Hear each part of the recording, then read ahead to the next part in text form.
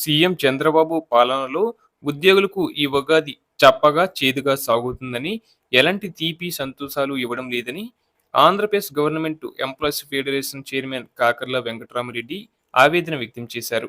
ఉగాది మాత్రమే కాదు, చంద్రబాబు కూటమి ప్రభుత్వం వచ్చిన తర్వాత ఉద్యోగులు ఏ పండుగను సంతోషంగా చేసుకోలేకపోతున్నారని చెప్పారు. ప్రతి పండుగకు ప్రభుత్వం డిఏ ఇస్తుందేమో అని ఎదురు చూస్తున్న ఉద్యోగులకు చివరికి నిరాశే మిగులుతుందన్నారు. తాడిపల్లిలోని ఆయన మీడియాతో మాట్లాడుతూ, చంద్రబాబు ప్రభుత్వం ఎన్నికల్లో ఉద్యోగులపై హామీలు కురిపించింది. అధికారం చేపట్టాక పూర్తిగా మర్చిపోయిందని, ప్రభుత్వం ఏర్పడిన నాటి నుంచి ఉద్యోగుల సమస్యలను, సంక్షేమాన్ని పట్టించుకోవడం లేదని వాపోయారు. ఉద్యోగులకు ఇచ్చిన హామీల సంగతి పక్కన పెడితే రెగ్యులర్ గా ఇవ్వాల్సిన డిఏలు కూడా ఇవ్వడం లేదని, 2 ఏళ్లకు ఒక్క డిఏ మాత్రమే ఇచ్చిందని, అధికారం చేపట్టిన వెంటనే ఉద్యోగులకు ఐఆర్ ఇస్తామని హామీ ఇచ్చిన చంద్రబాబు ప్రభుత్వం ఏర్పడి 2 ఏళ్లు కావస్తున్నా ఇంతవరకు ఐఆర్ ఊసేలేదని ధ్వజమెత్తారు. ఇక గత ప్రభుత్వంలో 27% మధ్యంతర భృతి.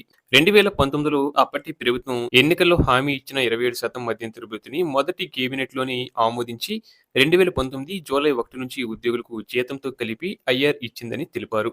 చంద్రబాబు ప్రభుత్వం 2 ఏళ్లకి ఉద్యోగులకు సుమారు 20,000 కోట్లు బకాయి పెట్టింది. పోలీసులకు 5 సరెండర్ లీవ్లు పెండింగ్ పెట్టిన ఘనత చంద్రబాబు ప్రభుత్వానికి దక్కుతుందని ఆయన మండిపడ్డారు. కనీసం రాజీనామా చేసిన పీఎస్సీ కమిషనర్ స్థానంలో కొత్త కమిషనర్ను నియమించలేదంటేనే చంద్రబాబు ప్రభుత్వానికి ఉద్యోగులంటే ఎంత చిన్న చూపో అర్థమవుతుందని ఆయన అన్నారు. కేవలం 12వ పీఎస్సీ అమలును 2029 ఎన్నికల వరకు సాగదీయడానికి ప్రభుత్వం పీఎస్సీ కమిషనర్ను నియమించడం లేదని, ఇక సిపిఎస్ కాంట్రాక్ట్ ఉద్యోగులు, అవుట్సోర్సింగ్ ఉద్యోగులు, గ్రామ వార్డు సచివాలయ ఉద్యోగులు, విఆర్ఏ సమగ్ర శిక్ష ఇలా ఏ శాఖ ఉద్యోగులకు ప్రభుత్వం మేలు చేయలేదని ఆయన చెప్పారు.